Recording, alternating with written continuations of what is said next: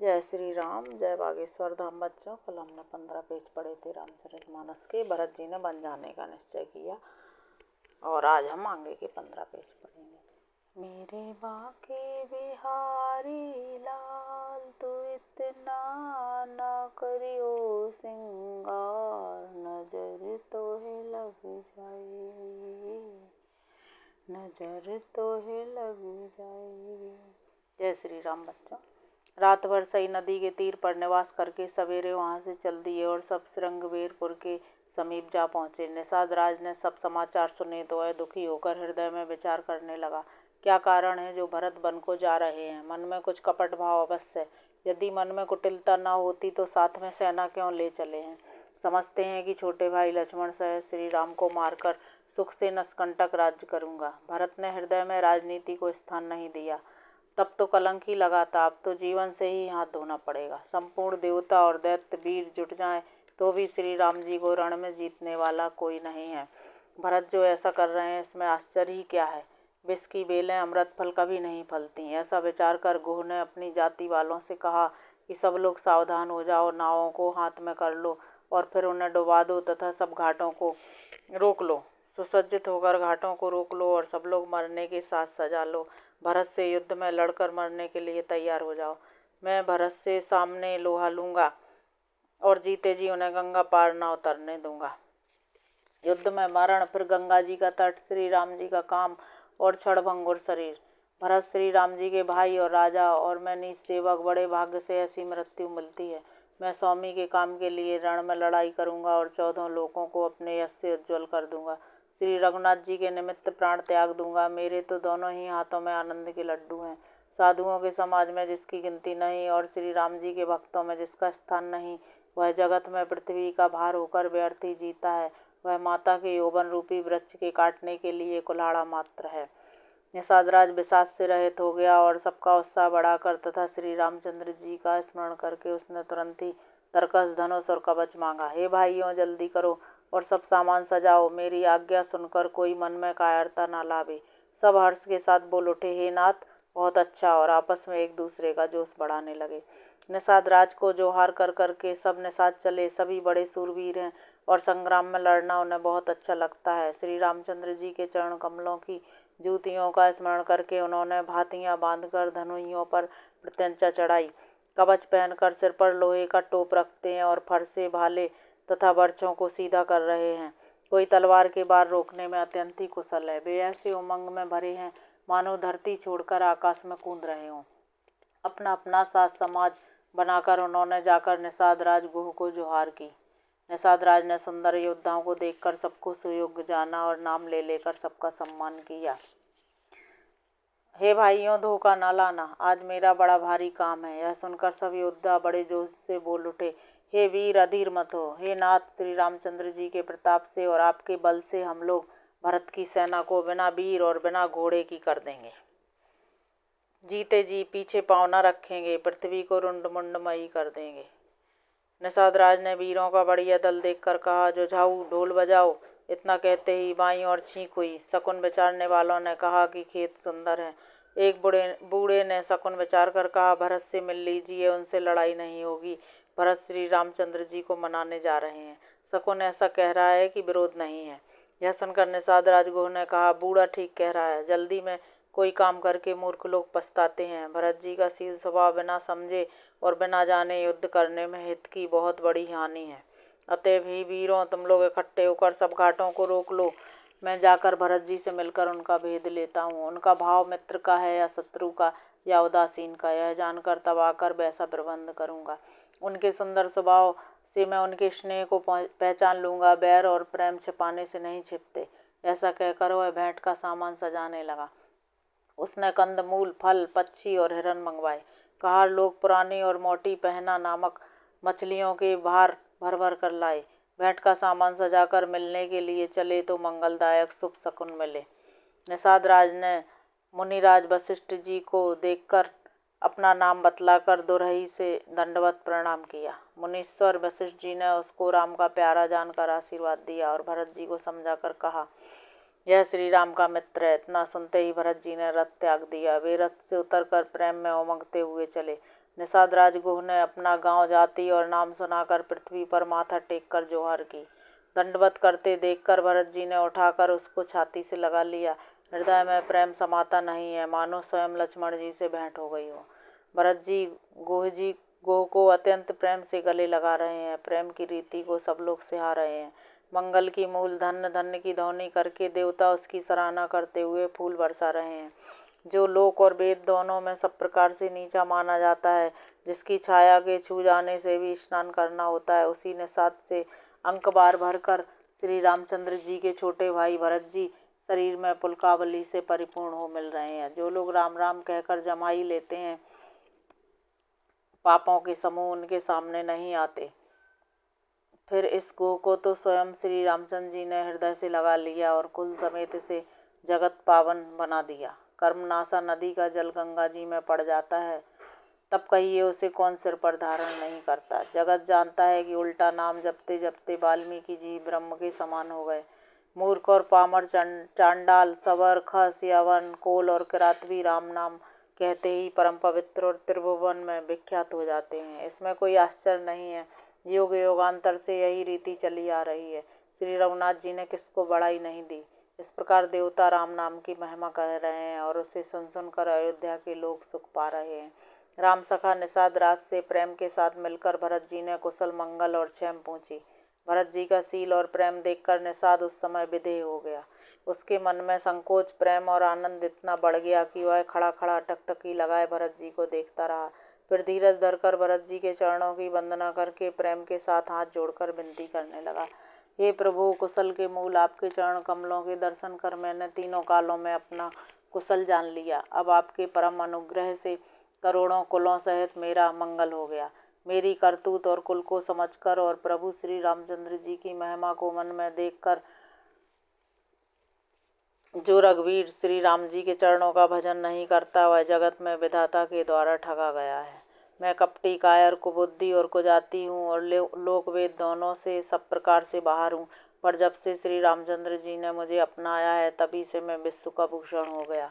निषाद राज की प्रीति को देखकर और सुंदर विनय सुनकर फिर भरत जी के छोटे भाई शत्रुघ्न जी उससे मिले। फिर निषाद ने अपना नाम ले लेकर सुंदर वाणी से सब रानियों को आदरपूर्वक जोहार की। रानियां उसे लक्ष्मण जी के समान समझकर आशीर्वाद देती हैं कि तुम 100 लाख वर्षों तक सुखपूर्वक जियो। नगर के स्त्री पुरुष निषाद को देखकर ऐसे सुखी हुए मानो लक्ष्मण जी को देख रहे हों। सब कहते हैं कि जीवन का लाभ तो इसी ने पाया है जिसे कल्याण स्वरूप श्री रामचंद्र जी ने भुजाओं में बांधकर गले लगाया है।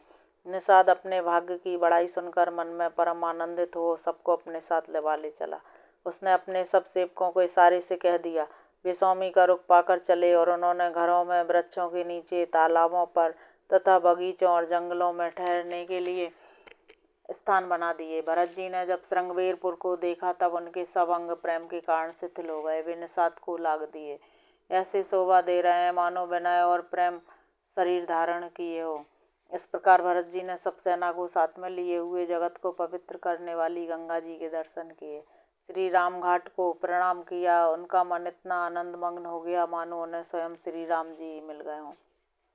नगर के नर नारी प्रणाम कर रहे हैं और गंगा जी के ब्रह्म रूप जल को देख देख कर आनंदित हो रहे हैं। गंगा जी में स्नान कर हाथ जोड़कर सब यही वर मांगते हैं कि श्री रामचंद्र जी के चरणों में हमारा प्रेम कम न हो। भरत जी ने कहा, हे गंगे, आपकी रज सबको सुख देने वाली तथा सेवक के लिए तो कामधेनु ही है। मैं हाथ जोड़कर यही वरदान मांगता हूँ कि श्री सीताराम जी के चरणों में मेरा स्वाभाविक प्रेम हो। इस प्रकार भरत जी स्नान कर और गुरु जी की आज्ञा पाकर तथा यह जानकर कि सब माताएं स्नान कर चुकी हैं, डेरा उठा ले चले। लोगों ने जहाँ तहाँ डेरा डाल दिया। भरत जी ने सभी का पता लगाया। फिर देव पूजन करके आज्ञा पाकर दोनों भाई श्री रामचंद्र जी की माता कौशल्या जी के पास गए। चरण दबाकर और कोमल वचन कह कहकर भरत जी ने सब माताओं का सत्कार किया।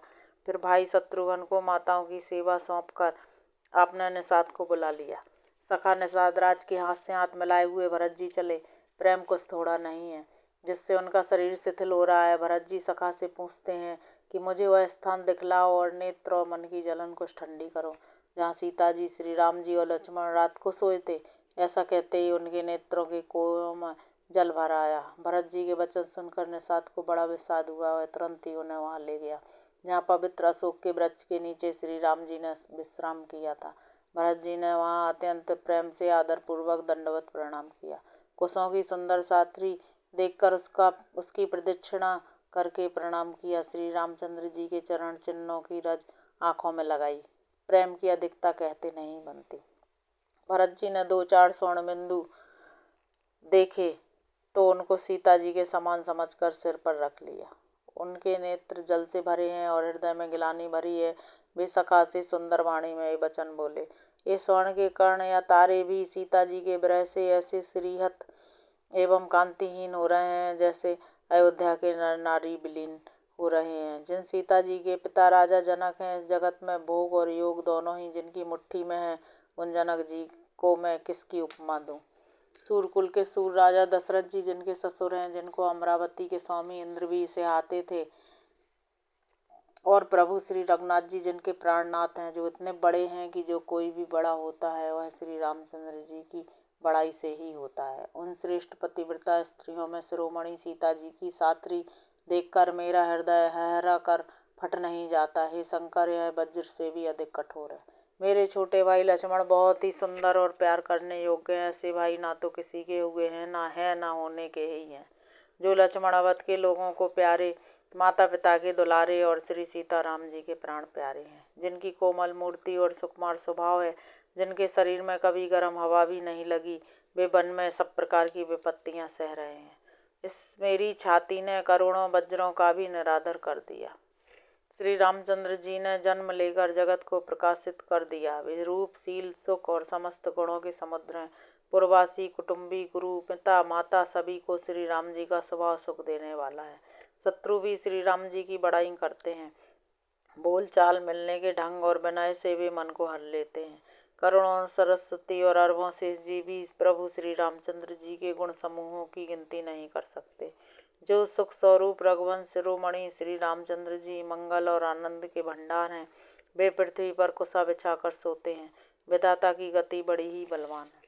श्री रामचंद्र जी ने कानों से भी कभी दुख का नाम नहीं सुना। महाराज स्वयं जीवन वृक्ष की तरह उनकी सार संभाल किया करते थे। सब माताएं भी दिन उनकी ऐसी सार संभाल करती थीं जैसे पलक नेत्रों की और सांप अपनी मणि की करते हैं। वही श्री रामचंद्र जी अब जंगलों में पैदल फिरते हैं और कंदमूल तथा फल फूलों का भोजन करते हैं। अमंगल की मूल केकई को धिक्कार है, जो अपने प्राण प्रियतम पति से भी प्रतिकूल हो गई। मुझ पापों के समुद्र और अभागे को धिक्कार है, जिसके कारण ये सब उत्पात हुए। विधाता ने मुझे कुल का कलंक बनाकर पैदा किया और कुमाता ने मुझे स्वामी द्रोही बना दिया। यह सुनकर निषाद प्रेम पूर्वक समझाने लगा, हे नाथ, आप व्यर्थ विषाद किस लिए करते हैं। श्री रामचंद्र जी आपको प्यारे हैं और आप श्री रामचंद्र जी को प्यारे हैं, यही निचोड़ है। दोष तो प्रतिकूल विधाता को है। प्रतिकूल विधाता की करनी बहुत कठोर है, जिसने माता कैकेयी को बावली बना दिया। उस रात को प्रभु श्री रामचंद्र जी बार बार आदर पूर्वक आपकी बड़ी सराहना करते थे। तुलसीदास जी कहते हैं, श्री रामचंद्र जी को आपके समान अतिशय प्रिय और कोई नहीं है। मैं सौगंध खाकर कहता हूँ, परिणाम में मंगल होगा, यह जानकर आप अपने हृदय में धैर्य धारण कीजिए। श्री रामचंद्र जी अंतर्यामी तथा संकोच, प्रेम और कृपा के धाम है। यह विचार कर और मन में दृढ़ता लाकर चलिए और विश्राम कीजिए। सखा के वचन सुनकर हृदय में धीरज धरकर श्री रामचंद्र जी का स्मरण करते हुए भरत जी डेरे को चले। नगर के सारे स्त्री पुरुष यह समाचार पाकर बड़े आतुर होकर उस स्थान को देखने चले। वे उस स्थान की परिक्रमा करके प्रणाम करते हैं और कैकेयी को बहुत दोष देते हैं। नेत्रों में जल भर भर लेते हैं और प्रतिकूल विधाता को दूषण देते हैं। कोई भरत जी के स्नेह की सराहना करते हैं और कोई कहते हैं कि राजा ने अपना प्रेम खूब निभाया। सब अपनी निंदा करके निषाद की प्रशंसा करते हैं। उस समय के विमोह और विषाद को कौन कह सकता है। इस प्रकार रात भर सब लोग जागते रहे। सवेरा होते ही खेवा लगा। सुंदर नाव पर गुरु जी को चढ़ाकर फिर नई नाव पर सब माताओं को चढ़ाया। 4 घड़ी में सब गंगा जी के पार उतर गए। तब भरत जी ने उतरकर सबको संभाला। प्रातःकाल की क्रियाओं को करके माता के चरणों की वंदना कर और गुरु जी को सिर नवाकर भरत जी ने निषाद गणों को आगे कर लिया और सेना चला दी। निषाद राज को आगे करके पीछे सब माताओं की पालकियां चलाईं। छोटे भाई शत्रुघ्न जी को बुलाकर उनके साथ कर दिया। फिर ब्राह्मणों सहित गुरु जी ने गमन किया। तदंतर आपने गंगा जी को प्रणाम किया और लक्ष्मण सहित श्री सीताराम जी का स्मरण किया। भरत जी पैदल ही चले, उनके साथ कोतल घोड़े बागडोर से बंधे हुए चले जा रहे हैं। उत्तम सेवक बार बार कहते हैं कि हे नाथ, आप घोड़े पर सवार हो लीजिए। श्री रामचंद्र जी तो पैदल ही गए और हमारे लिए रथ, हाथी और घोड़े बनाए गए हैं। मुझे उचित तो ऐसा है कि मैं सिर के बल चल कर जाऊं। सेवक का धर्म सबसे कठिन होता है। भरत जी की दशा देखकर और कोमल वाणी सुनकर सब सेवक गड़गिलानी के मारे गले जा रहे हैं। प्रेम में उमंग उमंग कर सीताराम सीताराम कहते हुए भरत जी ने तीसरे पहर प्रयाग में प्रवेश किया। उनके चरणों में छाले कैसे चमकते हैं, जैसे कमल की कली पर ओस की बूंदें चमकती हैं। भरत जी आज पैदल ही चलकर आए हैं, यह समाचार सुनकर सारा समाज दुखी हो गया। जब भरत जी ने यह पता पा लिया कि सब लोग स्नान कर चुके, तब त्रिवेणी पर आकर उन्होंने प्रणाम किया। फिर विधि पूर्वक श्वेत और श्याम जल में स्नान किया और दान देकर ब्राह्मणों का सम्मान किया। श्याम और सफ़ेद लहरों को देखकर भरत जी का शरीर पुलकित हो उठा और उन्होंने हाथ जोड़कर कहा, हे तीर्थराज, आप समस्त कामनाओं को पूर्ण करने वाले हैं।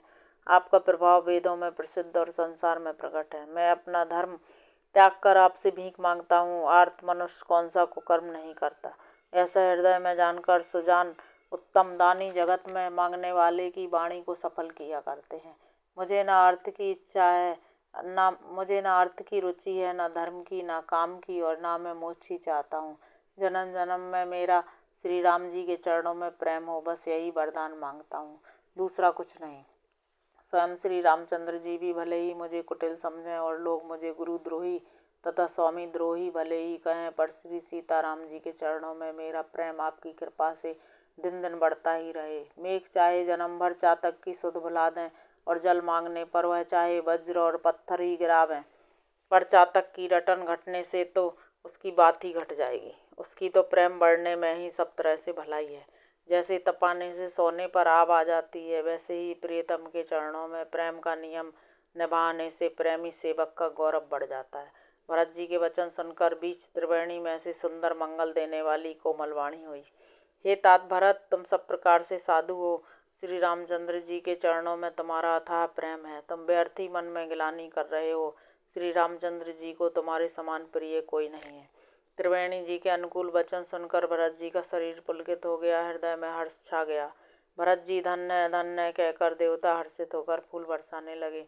तीर्थराज प्रयाग में रहने वाले वानप्रस्थ ब्रह्मचारी, ग्रस्त और उदासीन सब बहुत ही आनंदित हैं और 10-5 मिलकर आपस में कहते हैं कि भरत जी का प्रेम और शील पवित्र और सच्चा है।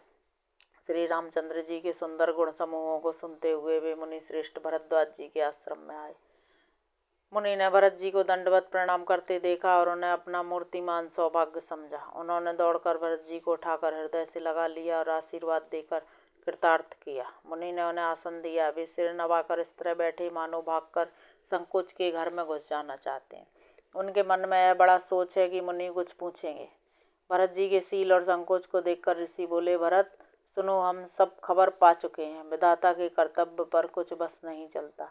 माता की करतूत को समझकर तुम हृदय में गिलानी मत करो। हे तात, कैकेयी का कोई दोष नहीं है, उसकी बुद्धि तो सरस्वती बिगाड़ गई थी। यह कहते भी कोई भला ना कहेगा, क्योंकि लोक और वेद दोनों ही विद्वानों को मान्य है। किंतु हे तात, तुम्हारा निर्मल यश गाकर तो लोक और वेद दोनों बड़ाई पावेंगे। यह लोक और वेद दोनों को मान्य है और सब यही कहते हैं कि पिता जिसको राज्य दे वही पाता है। राजा सत्यव्रती थे, तुमको बुलाकर राज्य देते तो सुख मिलता, धर्म रहता और बड़ाई होती। सारे अनर्थों की जड़ तो श्री रामचंद्र जी का वनगमन है, जिसे सुनकर समस्त संसार को पीड़ा हुई। वह श्री राम का वनगमन भी भावी वश हुआ। बेसमझ रानी तो भावी वश को चाल करके अंत में पछताई। उसमें भी तुम्हारा कोई तनिक सा भी अपराध कहे तो वह अधम, अज्ञानी और असाधु है। यदि तुम राज्य करते तो भी तुम्हें दोष न होता। सुनकर श्री रामचंद्र जी को भी संतोष ही होता। ये भरत, अब तो तुमने बहुत ही अच्छा किया, यही मत तुम्हारे लिए उचित था। श्री रामचंद्र जी के चरणों में प्रेम होना ही संसार में समस्त सुंदर मंगलों का मूल है। सो वह तो तुम्हारा धन, जीवन और प्राण ही है।